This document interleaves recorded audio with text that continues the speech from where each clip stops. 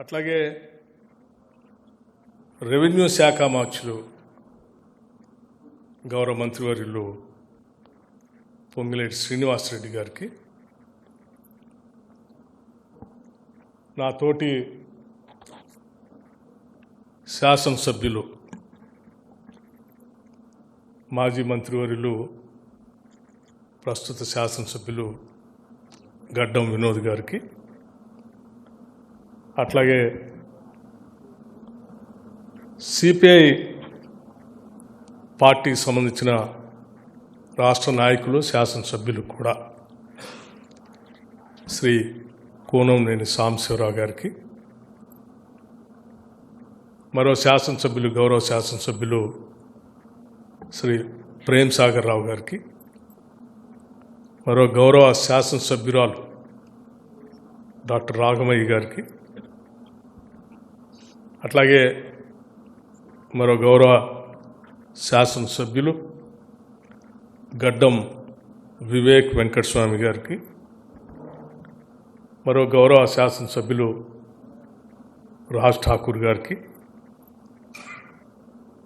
INTUC నాయకులు minimum wages board chairman Jana Prasad గారికి, మరో గౌరవ శాసనసభ్యులు కోరం కనకయ్య గారికి,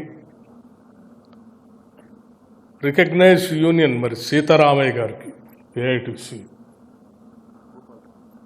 అట్లాగే భూపాలపల్లి శాసనసభ్యులు సోదరులు గండ్రా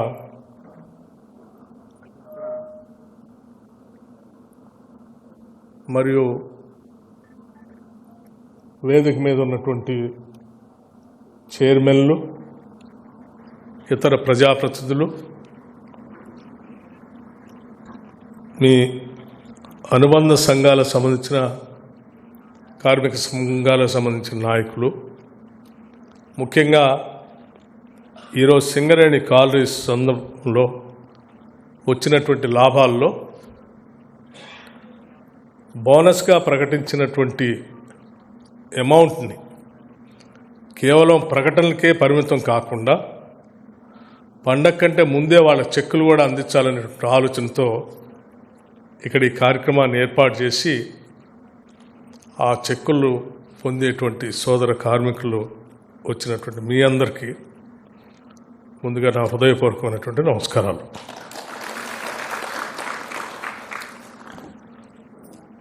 చాలా సంతోషం.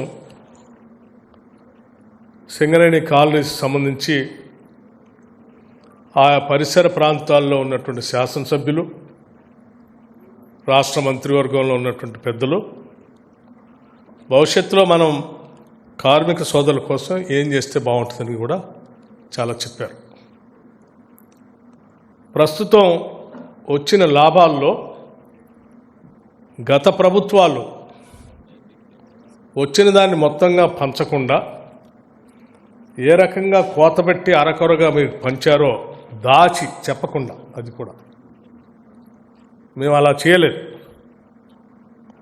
స్పష్టంగా మనకు వచ్చింది ఇంత, ఈ వచ్చిన దాంట్లో మీ అభివృద్ధి కోసం పెట్టుబడి పెట్టడం కోసం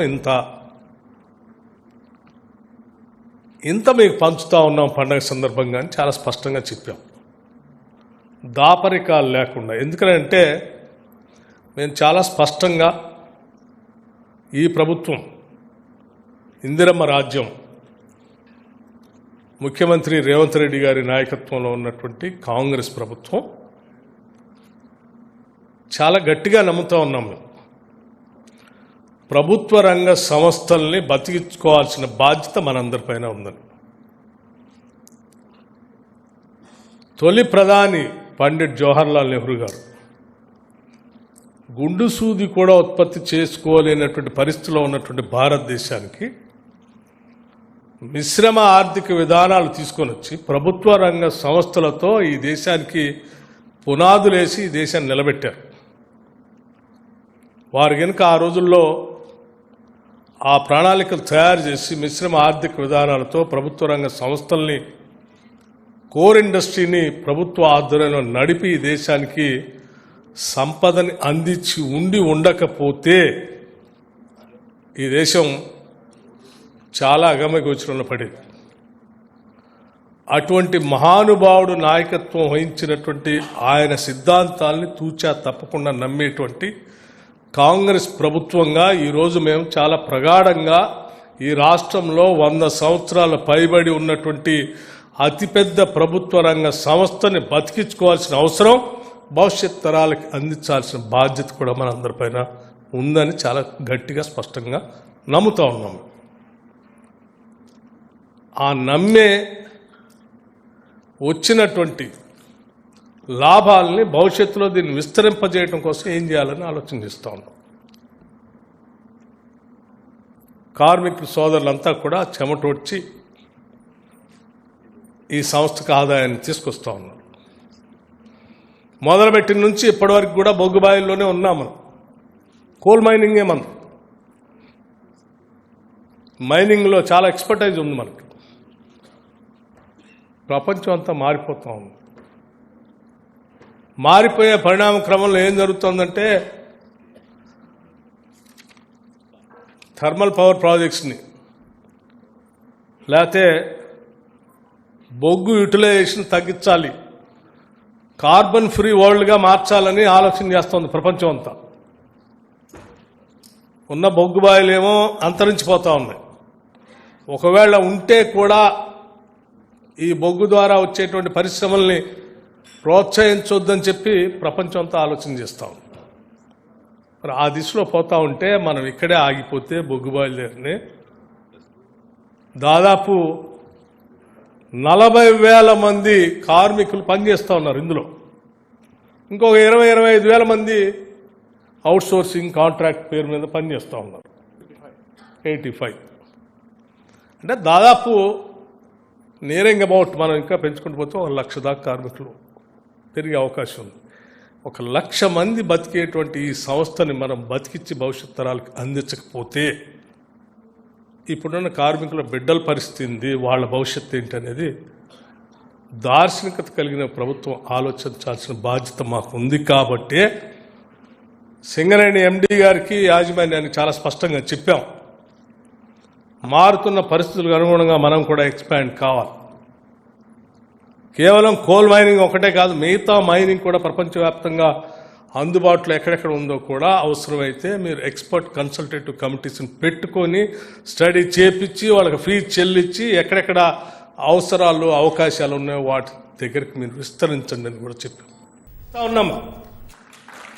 ఇది ఈ ప్రభుత్వం యొక్క నిబద్ధత. అందుకే నేను కార్మిక సోదరులందరికీ చెప్తా ఉన్నాను, మనకి పర్మనెంట్ ఎంప్లాయీస్ ఉన్నారు, కార్మికులు ఉన్నారు, అవుట్ సోర్సింగ్ కార్మికులు కూడా ఉన్నారు. నేను లెక్కలు తీశాను.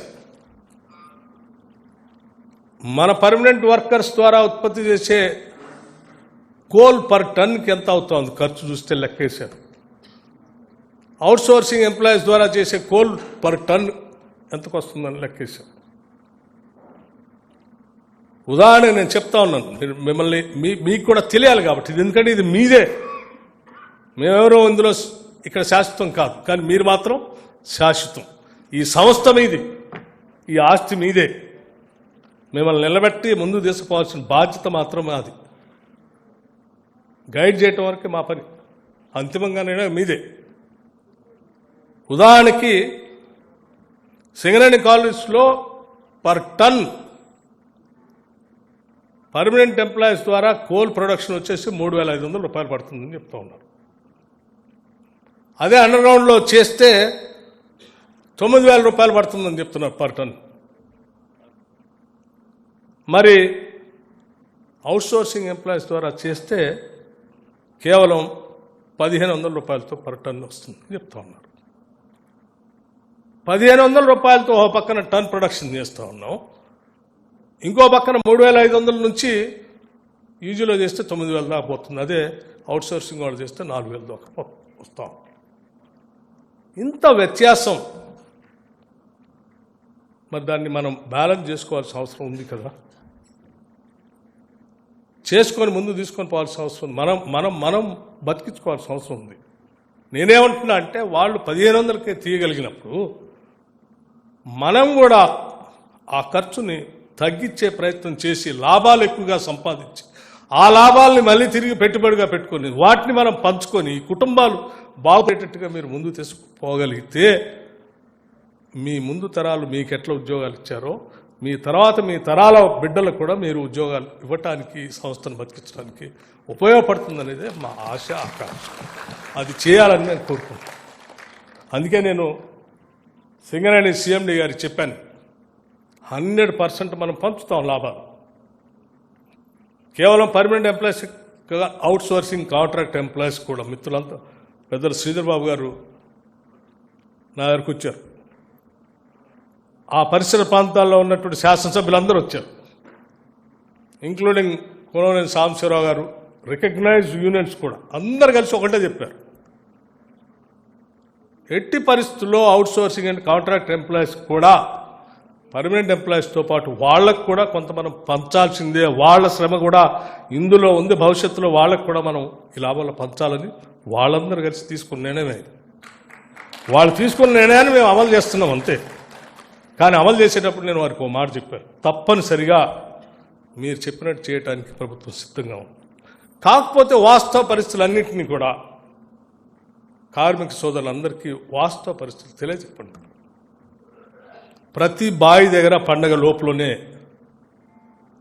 వారందరికీ మన కార్మిక సోదరులు కాబట్టి ప్రతి బావి దగ్గర సింగరేణి కాలనీస్ ఖర్చుతో పెద్ద ఎత్తున వాళ్ళందరి కార్మిక సోదరులందరికీ ఒక విందు ఏర్పాటు చేయండి. ప్రతి బావి దగ్గర ఒక విందు ఏర్పాటు చేయండి. పండగ కంటే ముందే ఒక పెద్ద స్క్రీన్ పెట్టండి. విందుతో పాటు మీ సంస్థ, మీ ఆస్తి, మీ లాభాలు, మీ భవిష్యత్తు వాళ్ళకి చూపించండి. అంతిమంగా నిర్ణయం వాళ్ళకే వదిలేసేయండి, వాళ్ళు ఏం చెప్తే అదే చేద్దాం. కానీ తప్పనిసరిగా మాత్రం వాళ్ళకు వాస్తవ పరిస్థితులు మాత్రం చెప్పాల్సిన బాధ్యత మాత్రం మనందరిది అని చెప్పి వారిని నేను చాలా స్పష్టంగా చెప్పాను. వారికి నేను సింగరేణి సిఎండి గారికి ఇప్పుడు కూడా చెప్తా ఉన్నాను, 12వ తారీఖు అనుకుంటా పండగ, 11వ తారీఖు నాడు ప్రతి బావి దగ్గర మీరు కార్మిక సోదరులందరికీ పెద్ద ఎత్తున విందు ఏర్పాటు చేయాల్సిందే. ఖర్చు సింగరేణి కాలనీకి అందరికీ విందు ఏర్పాటు చేయండి. శాసనసభ్యులందరినీ పిలవండి, స్థానికంగా ఉన్నటువంటి ప్రజాప్రతినిధులందరినీ పిలుచుకోండి, వాళ్ళందరూ మీ శ్రేయోభిలాషులు. మంత్రులు పిలవండి, నేను కూడా ఒక దగ్గర అటెండ్ అవుతాను. వాస్తవ పరిస్థితులన్నీ వాళ్ళకి ప్రకటించి భవిష్యత్తులో ఏం చేద్దామో కూడా మీరే నిర్ణయం చేయండి. దాన్ని అమలు చేసే బాధ్యత ప్రభుత్వ పరంగా మిమ్మల్ని నిలబెట్టడానికి ప్రభుత్వం తరఫున ఏం కావాలన్నా చేయడానికి మేము సిద్ధంగా ఉన్నాం.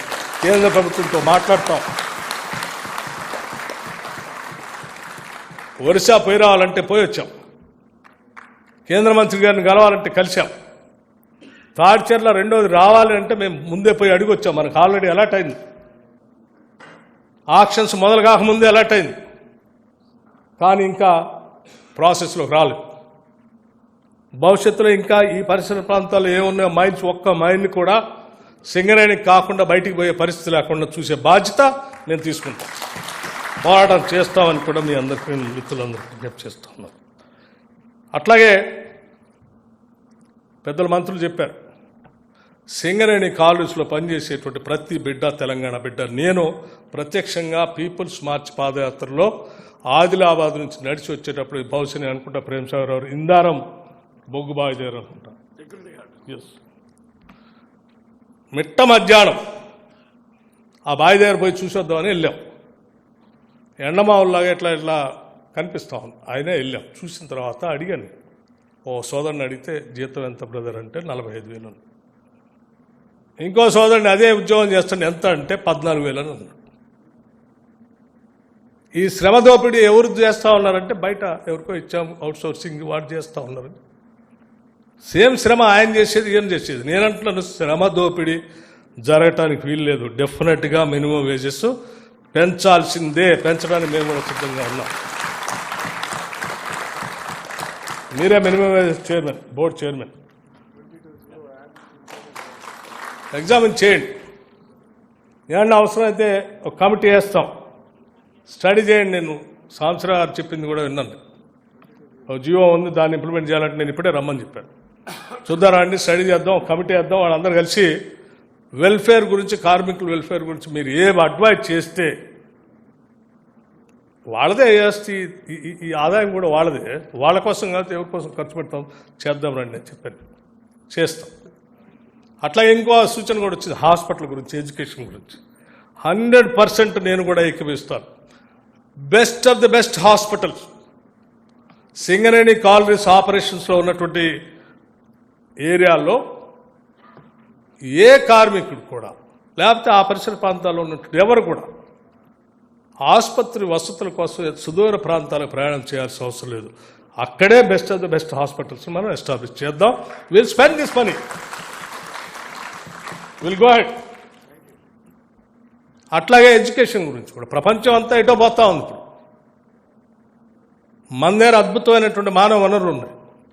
మన పెట్టుబడి, మన శక్తి అంతా మానవ వనరులే. వాళ్ళని చిన్నప్పటి నుంచే మనం సానబెట్టి అద్భుతమైన వజ్రాలుగా తయారు చేసి పంపిస్తే వీళ్లతో ప్రపంచంలో ఎవరు పోటీ పడలేరు. ఆ సానబట్టేటువంటి విధానమే best of the best education. నేను అన్నాను, మేము ఆల్రెడీ నిన్న అనౌన్స్ చేశాం, young India integrated residential schools. ప్రతి సింగరేణి కాలనీస్ ఏరియాలో ఉన్నటువంటి ప్రతి శాసనసభ నియోజకవర్గంలో వి విల్ స్టార్ట్ పైలట్ ప్రాజెక్ట్గా ప్రతి శాసనసభ నియోజకవర్గంలో ఇంటిగ్రేటెడ్ రెసిడెన్షియల్ స్కూల్స్ స్టార్ట్ చేద్దాం. ఆ ఏరియాలో ఉన్నటువంటి స్థలాలు 20 నుంచి 25 ఎకరాలు మీరు ల్యాండ్ ఇవ్వండి, లెవెల్స్ తీసుకొని నీట్గా ఇంటర్నేషనల్ స్టాండర్డ్లో స్కూల్స్ కట్టిద్దాం, హాస్పిటల్స్ పెడదాం. అట్లాగే ముఖ్యమంత్రి గారు కూడా నేను చాలా సందర్భాల్లో వెల్ఫేర్ గురించి మాట్లాడాను. ఆయన కూడా ఒకటే చెప్పారు, అన్న మన ప్రభుత్వం ఇది ఇందిరమ్మ ప్రభుత్వం, వెల్ఫేర్ స్టేట్. మనం కార్మికుల వెల్ఫేర్ గురించి మనం ఎక్కడ కాంప్రమైజ్ కావద్దు, ఎంతైనా ఖర్చు పెడదాం, చేసేద్దాం, నో ప్రాబ్లం అని చెప్పారు. This is the vision of the state government. So మేము ఓపెన్ మైండ్తో ఉన్నాం, ఏం చేయడానికైనా సిద్ధంగా ఉన్నాం. మీకు కాకపోతే మీకు చేసే అప్పీల్ ఏంటంటే మీరు దీన్ని కాపాడుకోవాల్సిన బాధ్యత మీది, ఎక్స్ప్లెయిన్ చేసుకోవాల్సిన బాధ్యత కూడా మీది.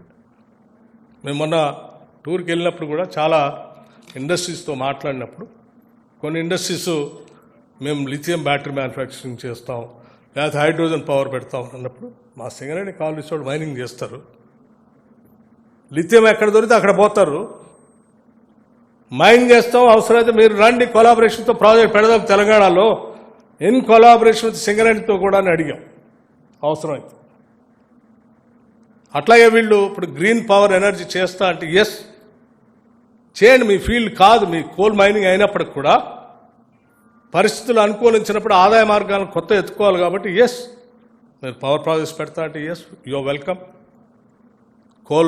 కోల్ బేస్డ్ ప్రాజెక్ట్తో పాటు గ్రీన్ ఎనర్జీని తయారు చేయడానికి pump storage, solar, floating solar, hydrogen power అన్నిటి కూడా మీకున్న స్థలాలు చాలామంది చెప్తున్నారు నిరుపయోగంగా ఉంది. నో, దాన్నే మీ ఆస్తిగా మార్చబోతున్నాం మేము, దానినే మీ పెట్టుబడిగా మీ ఆస్తిగా కూడా మార్చబోతా ఉన్నాం. మీ స్థలాలన్నింటినీ కూడా గ్రీన్ పవర్ ఎనర్జీ, మీ బొగ్గుబాయిలు అయిపోతే దాన్నే మళ్ళీ పవర్ సెక్టార్కు ఉపయోగపడే విధంగా కన్వర్ట్ చేసుకొని దాంట్లో నుంచే మీకు రెవెన్యూ వచ్చేటట్టుగా చేసే కార్యక్రమాన్ని కూడా ప్లాన్ చేస్తున్నామని చెప్పి మీ అందరికీ నేను చెప్తూ, మిత్రులందరికీ ఇంకో విషయం కూడా చెప్పదలుచుకున్నాం.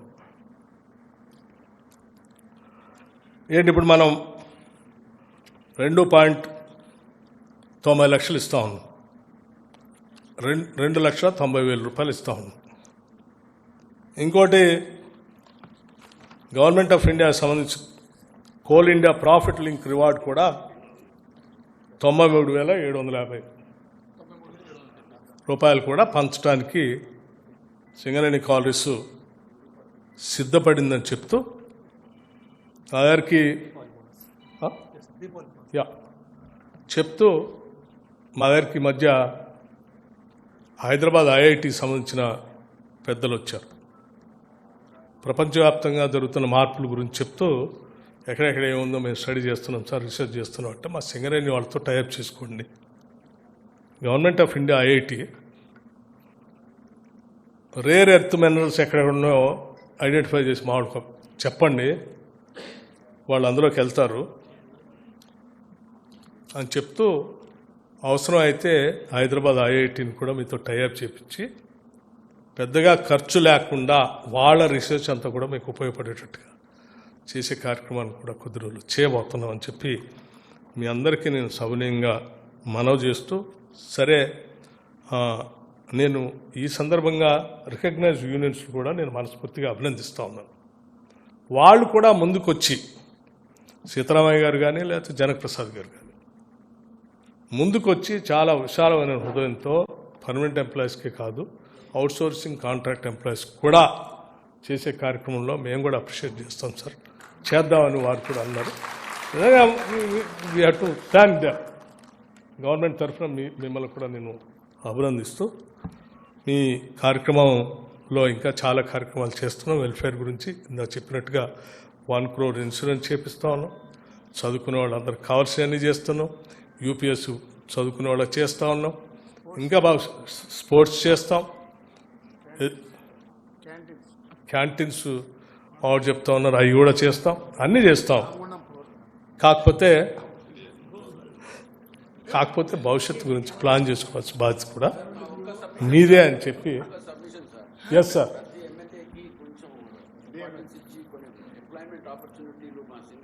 నేను అందుకే చెప్పానుగా, మీరు ప్రతి బావి దగ్గర మీరు ఏర్పాటు చేసుకుని మీ శాసనసభ్యులు కూడా పిలుచుకోండి. మీరు వెల్ విషర్స్ అని చెప్పి వారు చెప్తూ మీ సజెషన్స్ని తప్పనిసరిగా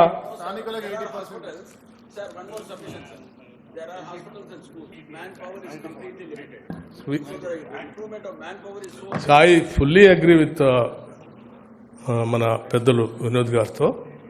ఇప్పుడు ఒక సందర్భంలో 1,05,000 మంది పైబడి కార్మిక సోదరులంతా పనిచేసేటువంటి దీంట్లో రాను తగ్గుకుంటూ వస్తాం. దాన్ని పెంచుకోవాలంటే డెఫినెట్గా చేయాల్సిందే, చేద్దాం. Will definitely think about it. But దీన్ని బతికించుకుంటూ మనం బతుకుదాం అంటున్నాను. దీన్ని బతికించకుండా మనం బతుకుదామని ప్రయత్నం చేస్తే అది చివరికి అంతిమంగా ఆడేమి ఉండదు. దాన్ని బతికించడానికి కావాల్సిందంతా ఇస్తూ మనం బతికే బాగుంటుందని చెప్తూ, ఆల్వేస్ ఈ గవర్నమెంట్ కార్మిక సంఘాలతో కానీ కార్మికులతో కానీ షేర్ చేసుకోవటానికి మాట్లాడటానికి సర్వదా సిద్ధంగా ఉందని మీ అందరికీ నేను సవినయంగా మనవి చేస్తూ, కార్యక్రమానికి ప్రత్యేకంగా ఇంత సమయం వెచ్చించి ఇక్కడికి చేసినటువంటి మంత్రులకి, మిగతా పెన్షన్ గురించి ఒకటి చెప్పారు. నేను I do agree with them. Pensions దాని మీద మరి అంత తక్కువగా పెన్షన్ వస్తే అది కరెక్ట్ కాదు. నాకు కూడా ఐడియా లేదు. నేను డెఫినెట్గా దాని మీద చర్చించి అవసరమైతే మీ ద్వారానే ఒక కమిటీ వేసి will study that, how best that we can do, will think about. Housing గురించి అంటే అసలు రిటైర్ అయినటువంటి కార్మికులు ఎంతమంది ఉన్నారు, వాళ్ళకి ల్యాండ్ ఎంత కావాలి, డబుల్ బెడ్రూమ్ ఎక్కడ కట్టించాలి అనేదంతా కూడా కొంత సైంటిఫిక్గానే స్టడీ చేసి దాన్ని నిర్ణయం తీసుకుందాం తప్ప వేగ్గా మాత్రం నేను ఇమీడియట్గా మీకేం చెప్పలేను. ఎందుకంటే it is not my property, it is the property of the singer and colonies. నేను వాళ్ళతో మాట్లాడిన తర్వాతనే సైంటిఫిక్గా ఎగ్జామిన్ చేసిన తర్వాతనే I will be able to tell. Thank you brother. I wish you all the best. Thank you so much sir.